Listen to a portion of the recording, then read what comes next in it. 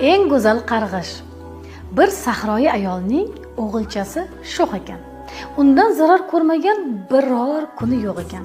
Qozondagi taomin tepib qochib ketar ekan. Meshidagi suvini sepib qochib ketar ekan. Qarg'ar ekan bolasin qilolmasdan ipini qirqib sochganida kir yoyadigan ipini. Hoy, ipimni qirqmagin, qalbingga ilm to'lgir.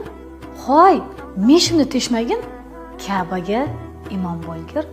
Sichqon dumin kesmagin, beozor bo'l. To'g'ri yur, g'arib yo'lin to'smagin, Ka'baga imom bo'lgir.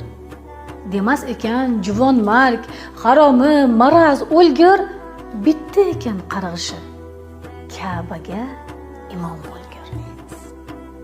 Niyat ketdi, vaqt o'tdi, misli yel yo shabada shu onaning shu o'g'li imom bo'ldi Ka'baga. Ne shohu sultonlar orqasida turib g'oz unga iqtido qilib o'qir edilar namoz.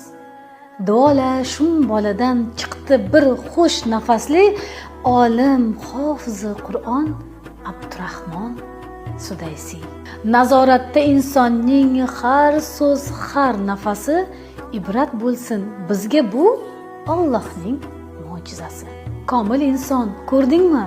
Marhabo, bilki ular ota-ona elidan duo olgan bolalar.